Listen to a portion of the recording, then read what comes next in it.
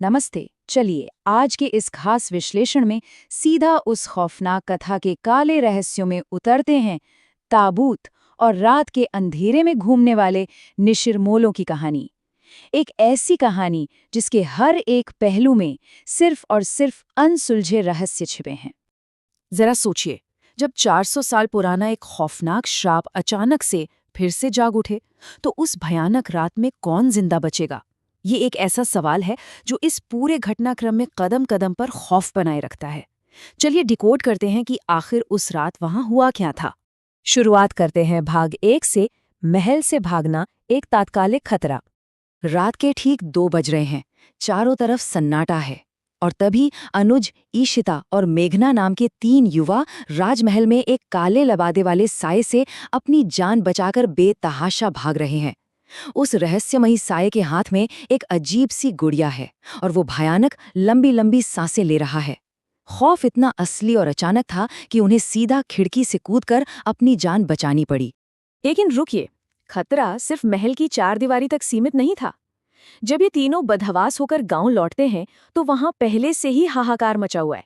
पता चलता है कि संपत और कप्तान नाम के 2 ग्रामीण जो रात में बाहर जुआ खेल रहे थे, उन्हें गांव के चौक से ही अगवा कर लिया गया है। एक ही रात में 2 अलग-अलग जगहों पर ये घटनाएं किसी बहुत बड़ी तबाही का सीधा संकेत दे रही थी। अब आते हैं भाग 2 पर। आखिर ये निशिरमूलो है कौन? गांव वालों की मान्यताओं को अगर गहराई से समझें तो निशिरमोलो कोई आम साए नहीं है। ये 4 रहस्यमयी आकृतियां हैं जो भूरे रंग के लबादे पहनती हैं और रात के घुप अंधेरे में अपने कंधों पर एक ताबूत लेकर चलती हैं। इनकी आंखें एकदम लाल और चमकती हुई होती हैं, और सबसे डरावनी बात, अगर किसी की नज़र इन पर पड़ गई या किसी ने भी इन्हें देख लिया तो समझ लीजिए खेल खत्म। वो उसे सीधा उसी ताबूत में डालकर ले जाते हैं। रोंगटे खड़े कर देने वाली बात है ना? अब इस गांव में एक बहुत दिलचस्प वैचारिक टकराव देखने को मिलता है। एक तरफ इशिता और मेघना जैसे शहर से आए युवा हैं, जिन्हें लगता है कि ये सब बस अंधविश्वास और भूतों की मनगढ़ंत कहानियां हैं। लेकिन दूसरी तरफ गांव के बुजुर्ग और पुजारी, उनकी तो रूह कांप रही है। उनके लिए ये कोई कहानी नहीं, बल्कि 400 साल पुराने श्राप का सच में वापस लौटना है। ये टकराव इस पूरी सिचुएशन की टेंशन को एकदम चरम पर ले जाता है। चलिए आगे बढ़ते हैं भाग 3 की तरफ, अमृत की कथा, 400 साल पुराना रहस्य। अब सवाल ये उठता है कि इशिता और मेघना इतने डरावने गांव में आखिर कर क्या रही हैं?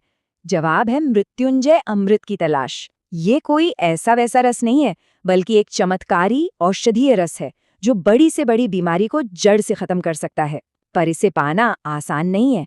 ये अमृत सिर्फ पूर्णिमासी और एकादशी की रात को ही एक बहुत ही खास पवित्र बरगद के पेड़ से टपकता है। इस अमृत वाले पेड़ का इतिहास बड़ा सटीक और हैरान करने वाला है। बात है सन 1600 की, जब राज्य में एक बेहद भयंकर महामारी फैली थी। ठीक 4 साल बाद राजा की बेटी यानी राजकुमारी अचानक रहस्यमय तरीके से गायब हो जाती है। फिर क्या होता है? 1 साल और 1 महीने बाद वो बिना कुछ बोले एकदम चुपचाप वापस लौटती है और अपने साथ लाती है एक अजीब सा बीज। आज जो वो विशाल बरगद का पेड़ है ना, जो अमृत देता है, वो असल में उसी बीज से पनपा है। और यहीं पर कहानी एक बहुत बड़ा मोड़ लेती है। दिन के उजाले में जब अनुज उन दोनों को खेतों की तरफ ले जाकर वो पेड़ दिखाता है, तो मेघना अंदर तक हिल जाती है। क्यों? क्योंकि सामने खड़ा वो विशाल बरगद का पेड़ बिल्कुल हूबहू वही पेड़ है जो उसे बार बार अपने अजीब और डरावने सपनों में दिखाई देता था। ये कोई छोटा मोटा इत्तेफाक तो बिल्कुल नहीं हो सकता। 400 साल पुरानी वो कथा अब सीधे सीधे मेघना के उन अनसुलझे सपनों से जुड़ चुकी थी। अब समय है भाग 4 का, जानलेवा अनुष्ठान। निशिरमोलो के कहर से बचने के लिए गांव के चौक पर एक छोटे तांत्रिक ने एक बचाव अनुष्ठान शुरू किया। इसके कदम बड़े सटीक और खौफनाक थे।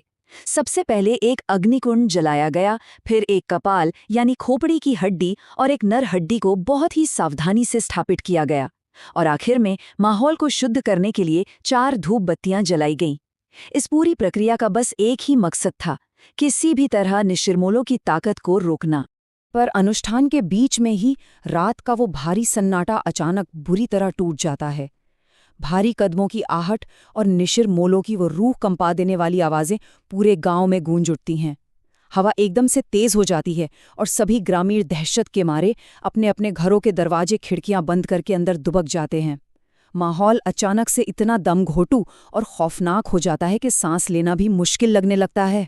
और तभी एक आवाज आती है, हे भगवान, ये तो पुजारी जी की आवाज है।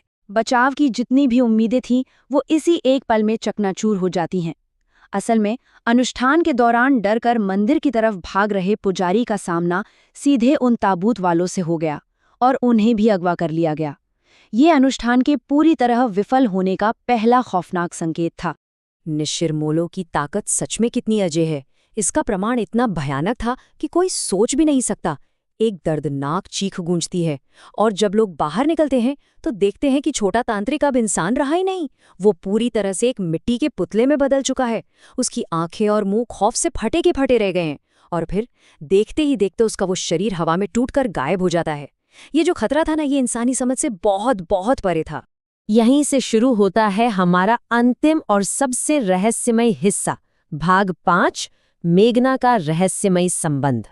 छोटे तांत्रिक के इस तरह मारे जाने के बाद हालात पूरी तरह बेकाबू हो जाते हैं। कहीं दूर एक गुफा में गहरे ध्यान में बैठे बड़े तांत्रिक की आंखें झटके से खुल जाती हैं। उनकी चेतावनी एकदम साफ और खौफनाक है। निशिरमोलों के इस रूप और उनके शिष्य की मौत के बाद अब एक प्रलय यानी महाविनाश आने वाला है। अब इस प्रलय को रोकने के लिए बड़े तांत्रिक को खुद ही मैदान में उतरना पड़ेगा। और उधर उसी दहशत भरी रात में मेघना को एक और खौफनाक सपना आता है। वो सपने में क्या देखती है? वो खुद 1600 के दशक की उसी गायब हुई राजकुमारी की पोशाक पहने हुए है। वो एक बेहद सुनसान जंगली इलाके में बिल्कुल अकेली भटक रही है और तभी अचानक पीछे से कोई रहस्यमय हाथ उसके कंधे को जोर से जकड़ लेता है। वो चीखते हुए जाग जाती है। ये सपना अब मेघना को उस 400 साल पुरानी राजकुमारी से पूरी तरह और मजबूती से जोड़ चुका था। तो अब सोचने वाली बात यह है, 400 साल पुरानी उस रहस्यमयी राजकुमारी से मेघना का असल में क्या कनेक्शन है? और क्या बड़े तांत्रिक उस भयानक प्रलय के आने से पहले निशिरमोलों के इस कहर को रोक पाएंगे? ये एक ऐसा राज है जो आगे की कहानी जानने के लिए सच में बेचैन कर देता है। इस खौफनाक कथा के ऐसे ही और भी गहरे रहस्यों की पड़ताल हम आगे भी करते रहेंगे।